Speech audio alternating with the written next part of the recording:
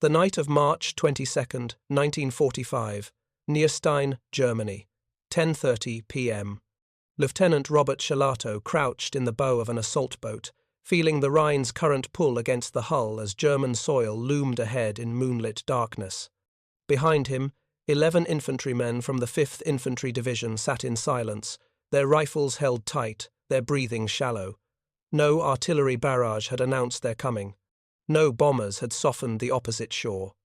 Just the quiet splash of paddles and the soft rumble of outboard motors pushing through water that every German commander believed would protect the fatherland for weeks, perhaps months. The Rhine River had been Germany's sacred shield for 2,000 years. Julius Caesar himself had learned its lesson when Roman legions stared across its waters and hesitated. Napoleon's armies had crossed it only once, and that victory had taken meticulous planning and overwhelming force. If you're enjoying this deep dive into the story, hit the subscribe button and let us know in the comments from where in the world you are watching from today. Now, in March of 1945, as the Third Reich crumbled, German High Command placed their faith in this same ancient barrier. They had destroyed every bridge. They had fortified every approach. They had calculated that any American crossing would require massive preparation, artillery bombardments that would announce the attack hours in advance, giving Wehrmacht forces time to mass their remaining strength at the crossing points. But 27-year-old George Smith Patton Jr. had never been a general who followed expectations. While British Field Marshal Bernard Montgomery assembled 1 million troops for a massive set-piece crossing planned for March 23rd, complete with airborne drops and the largest artillery barrage since D-Day, Patton had different ideas. He wanted to cross first. He wanted to prove that American audacity could accomplish what British caution required weeks to prepare. Most importantly, he wanted to steal Montgomery's thunder and show the world that the United States Army could take the Rhine on the run. The German defenders never saw it coming. For 3 weeks, Wehrmacht intelligence officers had tracked American movements along the Rhine's western bank. Their reports painted a predictable picture. Large concentrations of troops near mines, artillery being positioned, engineer units moving forward with bridging equipment. Everything pointed to a major crossing attempt near that industrial city, exactly where German doctrine suggested the Americans would strike. Oberst Wilhelm Hoffmann, operations officer for the 7th Army, wrote in his war diary on March 20th, "The enemy masses grow daily opposite mines. Our defensive preparations focus on this sector. The Rhine will buy us time." What German observers missed was the orchestrated deception. The 90th Infantry Division conducted elaborate demonstrations near Mainz, moving equipment openly, generating smoke screens, creating all the theatre of an impending assault. Meanwhile, 10 miles upstream at the quiet wine-growing village of Oppenheim, something unprecedented was happening. In complete silence and total darkness, the American Third Army was preparing to do what no army had successfully accomplished since Napoleon: force the Rhine in a surprise night assault without artillery preparation. The man who conceived this audacious plan understood that the impossible was often the least defended. Patton had studied every major river crossing in military history.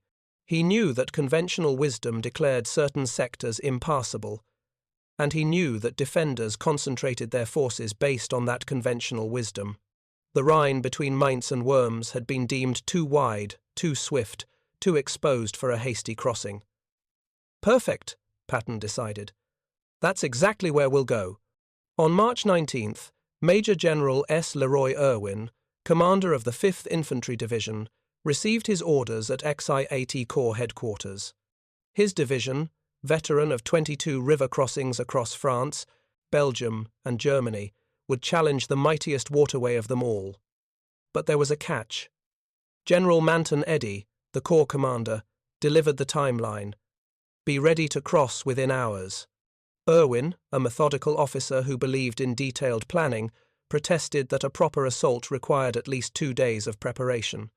Eddy's response was blunt: "Patton wants some sort of bridgehead. That's all." Behind this urgency lay a calculation that went beyond military necessity. Every hour of delay gave German forces time to recover from their catastrophic defeat in the Saar-Palatinate campaign. Every day spent preparing gave Wehrmacht engineers time to strengthen Rhine defences, but most critically, Montgomery's massive Operation Plunder was scheduled for the night of March 23rd. If Patton was going to beat the British across, he had exactly 72 hours. The logistics seemed impossible. Assault boats had to be brought forward from depots in Lorraine, where they had been carefully stockpiled since the previous fall. Heavy pontoon bridging equipment required hundreds of trucks to transport. Engineer battalions needed to position themselves for rapid bridge construction. All of this had to move through narrow French and German roads, past destroyed bridges and cratered highways, while maintaining absolute secrecy. But Patton had prepared for this moment. Since September of 1944, his supply officers had maintained strategic reserves of bridging equipment, anticipating exactly this scenario. When Bradley told Patton on March 19th to take the Rhine on the run, convoys were already rolling forward.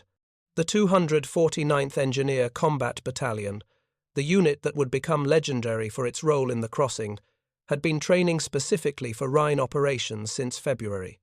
These men, most of them fresh from West Point's class of 1943, had drilled on river crossings until they could assemble pontoon bridges in their sleep. On the evening of March 21st, Colonel Paul Black, commander of the 5th Division's 11th Infantry Regiment, gathered his battalion commanders in the town of Nierstein. The briefing was stark. They would cross the Rhine that night or the next, depending on when engineer equipment arrived. There would be no artillery preparation, no air support, no elaborate deception beyond the demonstrations at mines, just infantry in assault boats, paddling across 900 feet of fast-flowing water into the unknown. The German side of the river was a mystery. Aerial reconnaissance showed minimal fortifications around Oppenheim, which made sense. Why fortify a sector deemed impregnable by geography? Wehrmacht doctrine assumed that any river crossing required days of preparation, giving defenders ample warning. But that doctrine was about to be tested by an army that specialized in doing the unexpected. March 22nd dawned with Patton growing increasingly impatient. The assault boats had arrived. The engineer equipment was moving into position. But General Irwin kept pushing for more time, more preparation, more coordination. At 10:30 a.m., Eddy called Irwin with Patton's final ultimatum. "Cross tonight, not tomorrow, not when you're ready. Tonight." Irwin's protest was immediate. Impossible to make a well-planned and ordered crossing by tonight. Eddy's response captured the essence of Patton's philosophy. "We don't need well-planned and ordered. We need some sort of bridgehead. Can you do that?" Irwin, professional soldier that he was, understood what was being asked. "Yes," he replied. "I can get some sort of bridgehead." As evening approached, the men of the 5th Infantry Division moved into their assembly areas with practiced silence. Company K of the 11th Infantry would lead the assault, crossing from Nierstein. Other companies would follow in waves, expanding the bridgehead as quickly as possible. The 204th Engineer Combat Battalion would ferry the troops across, then immediately begin construction of pontoon bridges to carry heavier equipment. The Rhine at Oppenheim was 900 feet wide, with a current running at nearly 4 knots. Not as violent as the river near Cologne, but swift enough to sweep away any boat that lost power or control. The eastern shore rose gradually from the water, providing some cover but also creating perfect fields of fire for defenders who knew they were there. Everything depended on surprise and speed.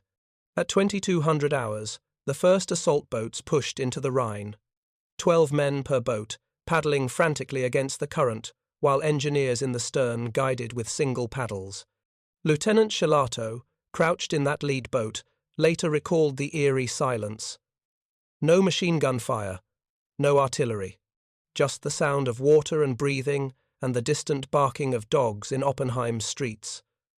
The boats drifted downstream as they crossed, exactly as planned. Engineers had calculated the angle needed to compensate for current, aiming upstream to land at their intended positions. Some boats were swept further than expected, but it didn't matter. There was no concentrated defense, no prepared killing zone. The Germans simply weren't there in strength. Company K hit the eastern shore at 22:30 and spread out into assault formation, expecting resistance that never materialized. Within 15 minutes, the lead platoons had pushed 200 yards inland without firing a shot. More boats followed, wave after wave, building combat power on German soil, while Wehrmacht commanders slept in their headquarters miles away. By midnight, 600 men had crossed. By 0 to 100 hours, 1,200. The beachhead expanded with stunning speed, limited only by the rate at which boats could ferry troops across. Engineers worked frantically to prepare landing sites for the pontoon bridges that would follow. Lieutenant Junior Grade Vincent Avalone, a Navy officer whose landing craft were being rushed to Oppenheim, supervised the positioning of equipment along the western shore.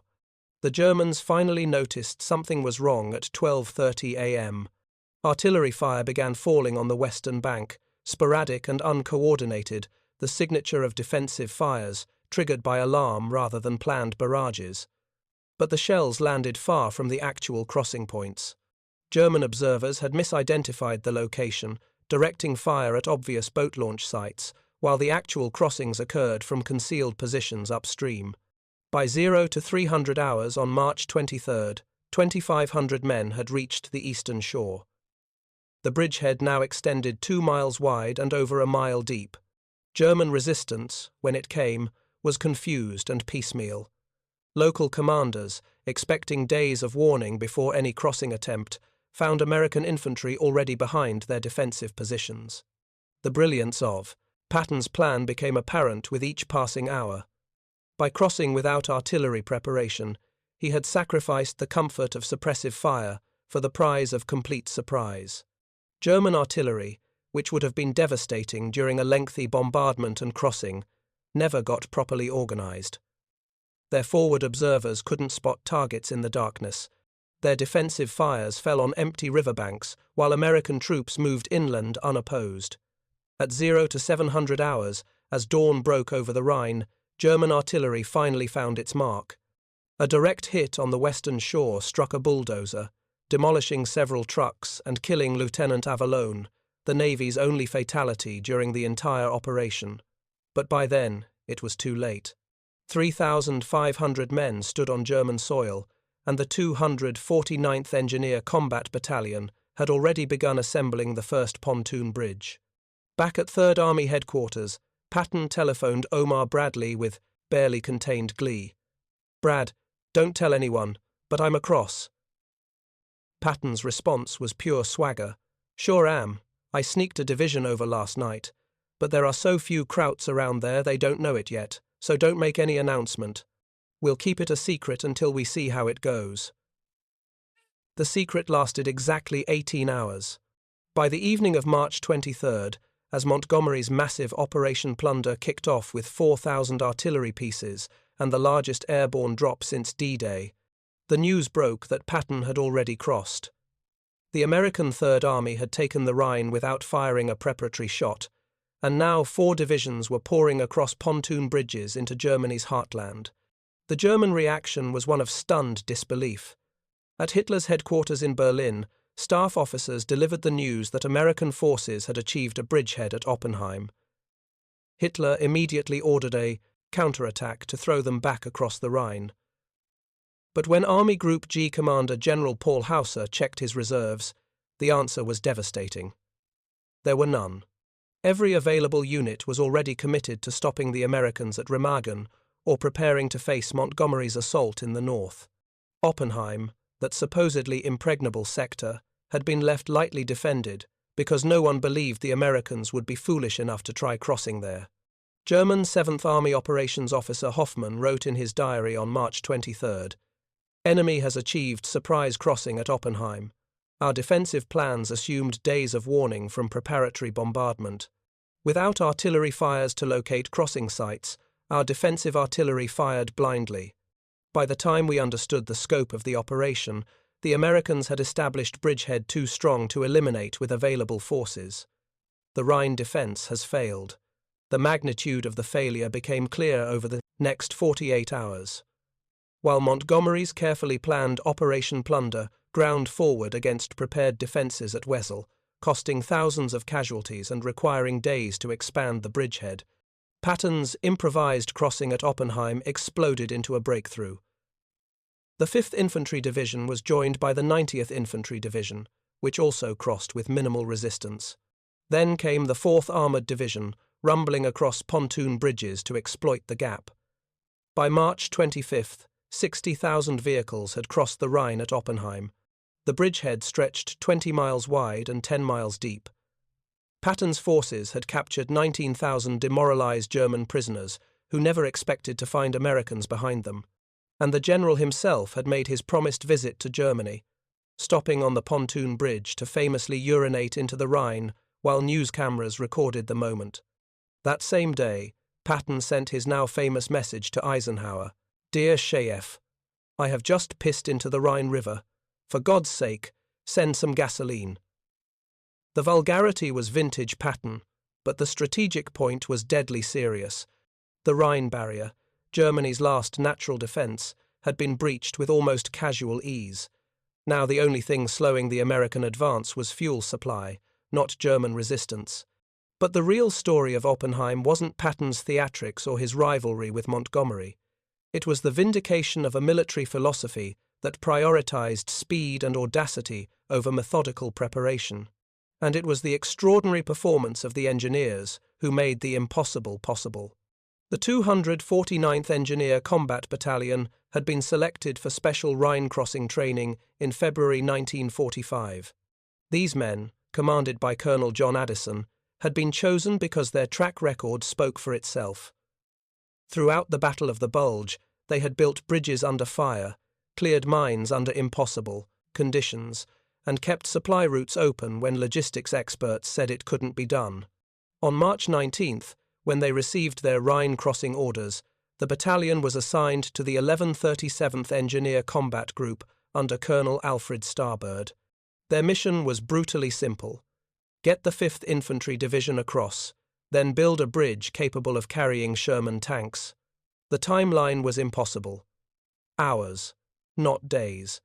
The assault boats came first, wooden craft, 16 feet long, designed to carry 12 infantrymen, plus a 3-man engineer crew, powered by 22-horsepower outboard motors or, when stealth mattered more than speed, by paddles. The 204th Engineer Combat Battalion operated these boats during the initial crossing, shuttling wave after wave of infantry across while under increasingly heavy German fire. But assault boats could only carry men. Patton's breakthrough required armour, artillery, ammunition, fuel, all the logistical weight that modern warfare demanded. That meant bridges, and bridges meant the 249th Engineer Combat Battalion stepping into history.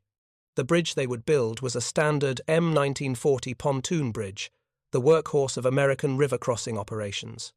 Each section consisted of pneumatic rubber floats, inflated to provide buoyancy, topped with steel treadway sections that formed the roadbed. In theory, doctrine stated it would take 5.5 hours to place a 362-foot section during daylight, 7.5 hours at night. But doctrine was written for training exercises, not for combat under artillery fire on the Rhine River.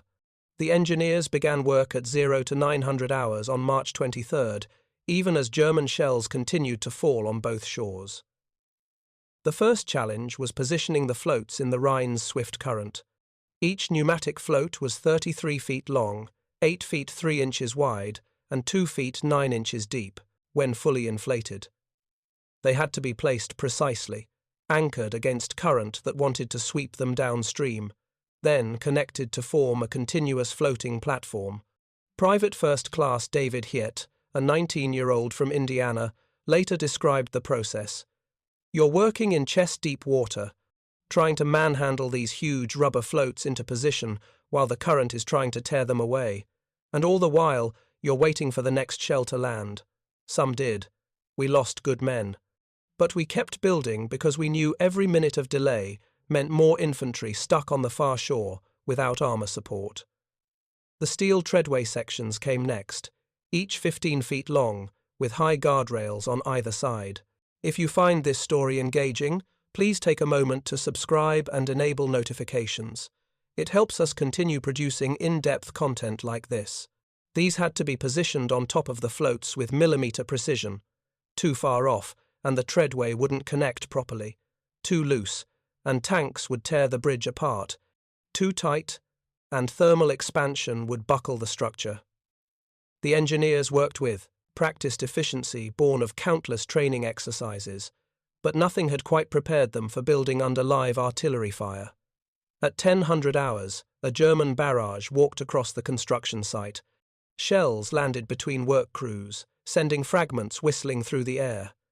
Sergeant Ernest Struble took shrapnel in his left arm, but refused evacuation until his section was complete. "I'd come this far," he later explained. "Wasn't going to leave the job half done." His determination reflected the broader ethos of the engineer battalions. The bridge must be finished, no matter the cost. The design called for a bridge 1,200 feet long, spanning the Rhine from Nierstein to the eastern shore.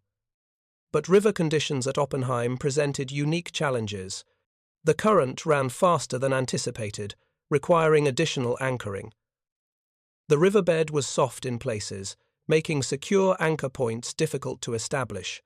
And German artillery, while poorly aimed in the darkness, was becoming more accurate as dawn revealed the construction site.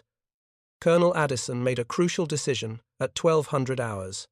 Rather than trying to complete the entire span in one continuous effort, he ordered his companies to work in sections, floating complete segments into position and connecting them mid-river. This technique, riskier in some ways, allowed parallel construction that dramatically reduced total building time. By 1400 hours, roughly 5 hours after construction began, the first section was ready for testing. A jeep cautiously drove onto the floating span. The steel treadway held firm, rising and falling gently with the Rhine's waves but maintaining structural integrity. More vehicles followed. Half-tracks, supply trucks. Then, the moment everyone was waiting for, a 30-ton Sherman tank. The tank rolled onto the bridge with agonizing slowness, its driver knowing that one misstep could send both tank and bridge to the river bottom. The pontoons sank, noticeably under the weight, but held. The tank reached mid-span, where stress was greatest, still holding. Then it was across, and a cheer went up from the engineers on both shores. But one tank wasn't enough. The bridge needed to carry a continuous stream of armor, vehicles in both directions, sustained traffic that would test every weld and connection. Throughout the afternoon and into the evening of March 23rd, more sections were added. The bridge grew incrementally, pushing further across the Rhine with each completed segment. At 1800 hours, as twilight fell on the second day of the operation, the final section locked into place. 1,198 feet of pontoon bridge, later refined in official records to 1,146 feet, now connected Germany's western and eastern halves. From first pontoon float to final vehicle crossing, the 249th Engineer Combat Battalion had completed the task in 18 hours, continuous work under fire. This was the first successful Rhine assault bridge constructed since Napoleon's era, and it had been built faster than anyone thought possible. The engineers had achieved something that would be commemorated 70 years later with a monument on the exact spot where the first boat landed. But the human cost was real. 28 engineers were killed or wounded during construction. Sergeant Gordon Ketchpaw photographed the moment when the first supply trucks rolled across, immortalizing the triumph.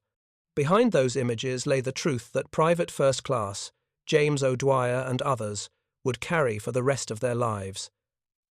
We built a bridge while men died around us, and we didn't stop because we couldn't stop. The immediate impact was strategic and undeniable.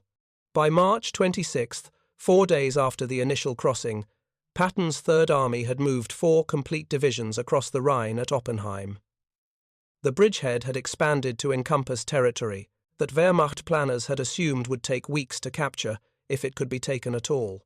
German reserves that might have contested Montgomery's Operation Plunder to the north were instead being rushed south to contain the American breakthrough, where they arrived too late and in insufficient numbers. Field Marshal Walter Model, commanding Army Group B in the Ruhr, received reports of the Oppenheim crossing with the grim realization that Germany's last defensive line had been shattered not by overwhelming force, but by tactical surprise. His diary entry from March 24th read simply, "The Americans have done what we said was impossible. They have taken the Rhine without warning, without artillery preparation, without the massive build-up we expected. There are no reserves available to throw them back." The psychological impact on German forces was devastating. For months, Wehrmacht propaganda had assured soldiers that the Rhine would hold. Germany's generals had told their men that any crossing attempt would require such obvious preparation that defenders would have days to mass forces at the threatened point. Instead, American infantry had appeared on the eastern shore, as if by magic, and now American armor was roaming deep into Germany's interior. German prisoners captured around Oppenheim told interrogators they had expected weeks of warning before any crossing. One Obergefreiter from the 7th Army's 19th Division explained, "We were told to watch for artillery massing, for engineer equipment moving forward, for all the signs of a major assault. We saw the demonstrations at Mainz and focused there. Then suddenly American troops were behind us. It made no sense with what we had been taught about river crossings." The contrast with Montgomery's Operation Plunder was stark and would fuel Patton's ego for the rest of his life. Montgomery's 21st Army Group had indeed crossed the Rhine on March 23rd, supported by 17,000 airborne troops, 4,000 artillery pieces, and weeks of meticulous planning. The British and American forces under Montgomery's command ultimately succeeded in their objectives, but at significant cost and with a pace measured in careful advances. Patton's crossing, improvised and audacious, had achieved a breakthrough at a fraction of the cost. Third Army casualties for the Oppenheim operation totaled fewer than 300 killed and wounded, remarkably light for an opposed river crossing. British casualties at Wesel would eventually exceed several thousand. The difference wasn't in the quality of troops or the bravery of soldiers, it was in the fundamental approach to warfare. Montgomery believed in overwhelming preparation, in stacking every possible advantage before committing to battle. Patton believed in speed, in hitting the enemy where and when they least expected it, accepting risk in exchange for surprise. Both philosophies had their place in warfare. But at the Grete, Rhine in March of 1945, Patton's approach proved devastatingly effective. On March 24th, Patton made his famous visit to the completed pontoon bridge. With news cameras rolling, he walked to the center span and urinated into the Rhine, declaring loudly that he had been looking forward to this moment. His aide later admitted the whole performance was staged for maximum publicity. Patton wanted the world to see American contempt for Germany's supposedly impregnable river barrier. He wanted photographs that would appear in newspapers across America, proving that the Third Army had beaten the British across and made it look easy. But then came a quieter moment that revealed something deeper about Patton's understanding of history. After his theatrical performance, the general bent down and scooped up 2 handfuls of German earth. Standing, he announced to those around him, "Thus, William the Conqueror." It was a deliberate echo of William's landing at Hastings in 1066, when the Norman Duke had stumbled on the beach and quickly turned his fall into a symbolic claim of English soil. Patton, a student of military history, was explicitly comparing his Rhine crossing to one of history's most decisive campaigns. The engineering achievement at Oppenheim would have reverberations beyond the immediate battle. The 249th Engineer Combat Battalion's 18-hour bridge construction set a standard that would be studied in military engineering schools for decades. The techniques they improvised under fire, the parallel construction methods, the ways they adapted to Rhine current and German artillery, all became doctrinal lessons for future operations. But, perhaps more importantly, Oppenheim demonstrated a principle that would shape American military thinking through the Cold War and beyond. The value of logistics preparation combined with operational flexibility. Patton's seemingly improvised crossing was actually built on months of careful supply stockpiling. Those assault boats and pontoon sections hadn't materialized out of thin air. They had been maintained in Lorraine since the previous fall, positioned and ready for exactly this kind of opportunity. When Bradley told Patton on March 19th to cross the Rhine, Patton's logistics officers were already moving because they had anticipated the order. The engineering equipment was ready because someone had had the foresight to keep it ready. The troops knew their roles because they had trained specifically for Rhine operations. The improvisation was built on a foundation of meticulous preparation. This was the paradox at Oppenheim's heart.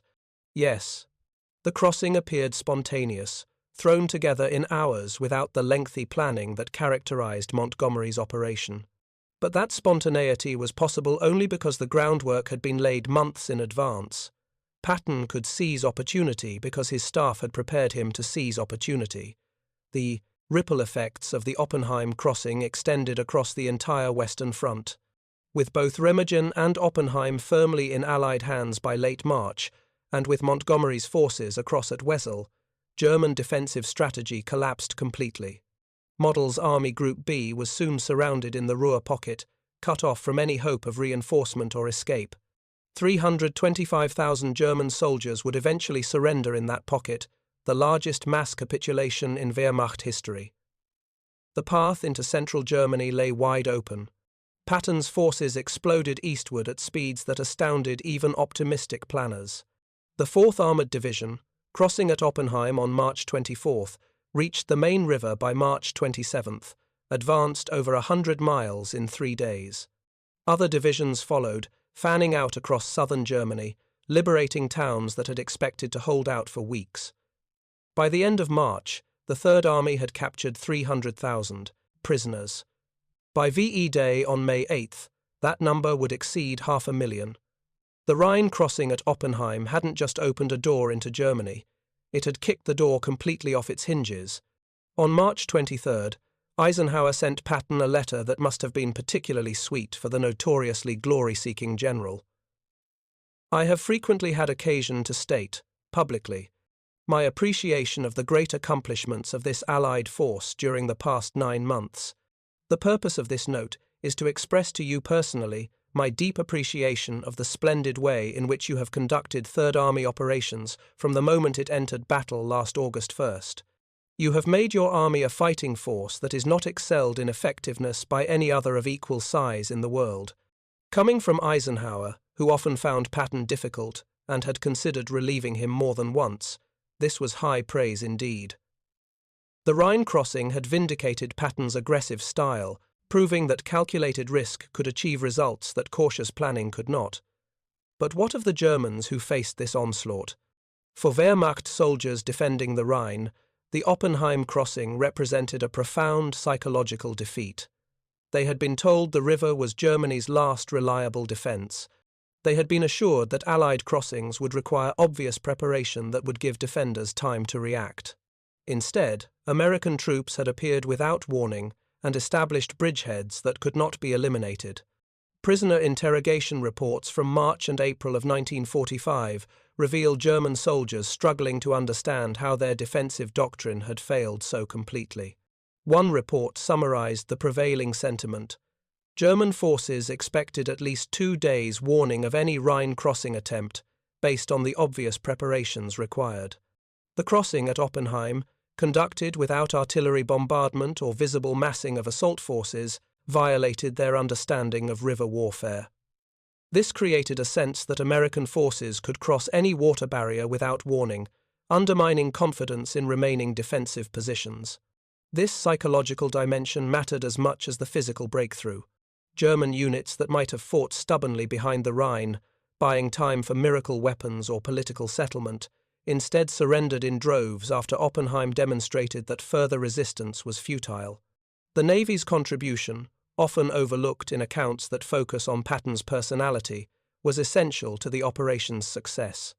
Lieutenant Commander William Leidy's Task Unit 122.5.2 had brought their landing craft vehicle personnel, LCVPs, and landing craft mechanized, LCMs, hundreds of miles inland from the English Channel.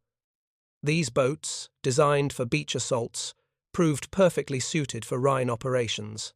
The LCVPs could carry 36 men or a 2.5-ton truck The LCMs could transport a medium tank. Over 3 days, Leide's unit ferried 15,000 men and 1,200 vehicles across the Rhine at Oppenheim, maintaining continuous operations despite German artillery fire and Luftwaffe attacks. The Navy suffered only one fatal casualty during the entire Third Army crossing operations. Lieutenant Junior Grade Vincent Avalone, killed by the German artillery shell that struck the western shore on the morning of March 23. Seaman First Class Richard Berkler, part of Leide's unit, later recalled the surreal nature of operating Navy landing craft in the middle of Germany. We kept joking that we'd taken a wrong turn somewhere. Here we were, hundreds of miles from the ocean, running landing craft like we were back at Normandy. But the Rhine was no joke. That current was nasty, and Jerry's artillery got more accurate by the hour. We just kept running boats back and forth because that's what the mission required. The bridge itself stood for barely 2 months. It was a tactical bridge designed for temporary use, not for permanence. As advancing American forces moved deeper into Germany, the need for the Oppenheim Bridge diminished. More bridges were built at other crossing points. Eventually, as Germany surrendered, the bridge was dismantled, its pontoon sections salvaged for use elsewhere or simply abandoned. But the legacy endured. On March 25, 2017, 72 years after the crossing, German and American officials gathered at the exact spot in Nierstein where Lieutenant Shelato's assault boat had touched German soil. They unveiled a monument honoring the 249th Engineer Combat Battalion and the crossing operation that changed the war. Robert Shelato, then 92 years old, and the last surviving veteran of the first wave to cross, attended the ceremony. In his brief remarks, he captured something essential about the experience. It was thrilling as a 19-year-old kid with the enemy only 400 yards away. Unlike in the movies or theaters, no one volunteered for the mission. We used a lottery system. Later, we were surprised to learn the crossing was highly successful with only a few shots fired. Helen Patton, the general's granddaughter, attended alongside Catherine Rommel, granddaughter of Field Marshal Erwin Rommel. Their joint presence symbolized the reconciliation between former enemies, the transformation of the Rhine from a battlefield into a metaphorical bridge between nations. The monument's inscription reads, "At this location, on March 22 and 23, 1945, the 249th Engineer Combat Battalion, after supporting the U.S. Army Fifth Infantry Division at Oppenheim in the first successful Rhine River assault crossing since Napoleon, completed the construction of a 366-meter floating bridge to carry elements of General George S. Patton's Third Army across the Rhine. The bridge was completed in 18 hours. This remarkable engineering accomplishment undoubtedly contributed to the shortening of the war, thus saving countless lives on both sides of the conflict. That final phrase, saving lives on both sides, reflects a truth often lost in military history's focus on tactics and strategy. The Oppenheim crossing, by hastening Germany's collapse, almost certainly reduced total casualties. Every week the war continued meant more soldiers killed, more civilians caught in combat, more victims of the Nazi regime's final spasms of violence. By breaking the Rhine barrier ahead of schedule, Patton's audacious gamble served humanitarian ends, even as it pursued military objectives. The Oppenheim operation also validated American engineering doctrine in ways that would influence Cold War planning. The ability to rapidly bridge major rivers without lengthy preparation became a cornerstone of NATO strategy in Europe. The techniques pioneered by the 249th Engineers under fire at the Rhine were refined and taught to engineer battalions throughout the Army. By the 1950s, American doctrine emphasized modular bridge construction, pre-positioned equipment, and cross-training that allowed ordinary soldiers to perform complex engineering tasks. This wasn't revolutionary technology, it was the Oppenheim philosophy made systematic: prepare thoroughly in advance, then execute with stunning speed when opportunity presents itself. Patton himself had less than a year to savor his Rhine triumph. On December 9, 1945, he was critically injured in a traffic accident near Mannheim, Germany. He died on December 21, never returning to the United States. buried in Luxembourg among the men who had served under him. But before his death, he had written to General Irwin, commander of the Fifth Infantry Division, words that revealed what the Rhine crossing meant to him. "Nothing, I can say, can add to the glory which you have achieved. Throughout the whole advance across France, you spearheaded the attack of your corps. You crossed so many rivers that I am persuaded many of you have web feet, and I know that all of you have dauntless spirit. To my mind, history does not record incidents of greater valour than your crossing of the Sauer and Rhine. That last line was vintage pattern hyperbole. History recorded plenty of equal or greater valour, but for once, his exaggeration wasn't far from truth. The Rhine crossing at Oppenheim was indeed a remarkable achievement, combining careful preparation with bold execution, leveraging surprise and speed against an enemy who expected neither. The engineers who built the bridge went on to post-war careers far from rivers and pontoons. Robert Shelato returned to civilian life in Rhode Island. The 249th Engineer Combat Battalion was inactivated at Camp Patrick Henry, Virginia, on November 27, 1945. But the unit was reactivated in 1955, transformed over decades into the 249th Engineer Battalion, Prime Power, providing electrical power generation to military operations worldwide.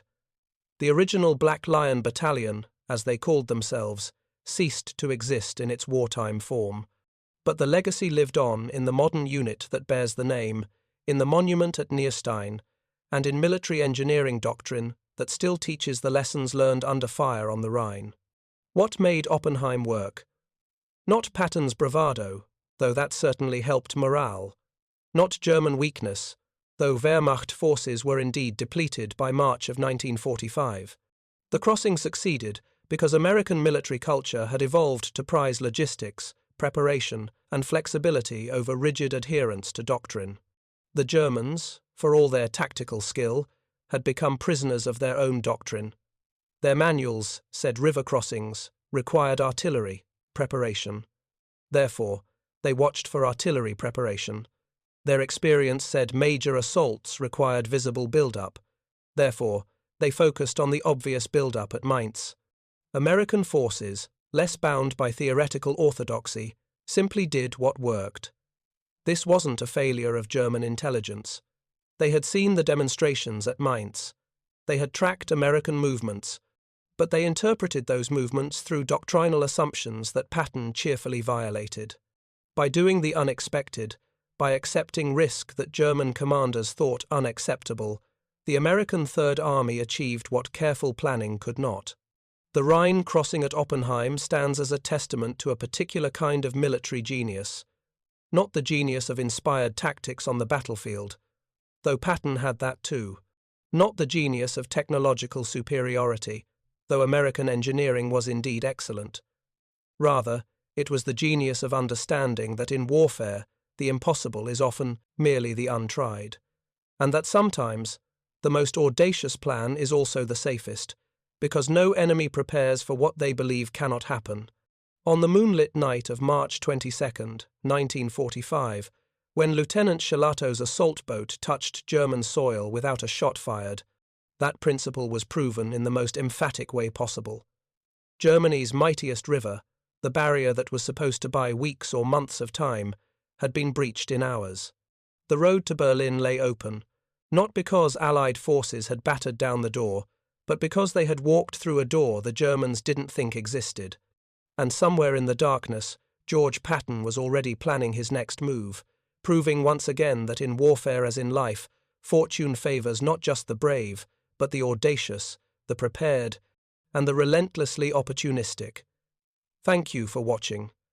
For more detailed historical breakdowns, check out the other videos on your screen now, and don't forget to subscribe.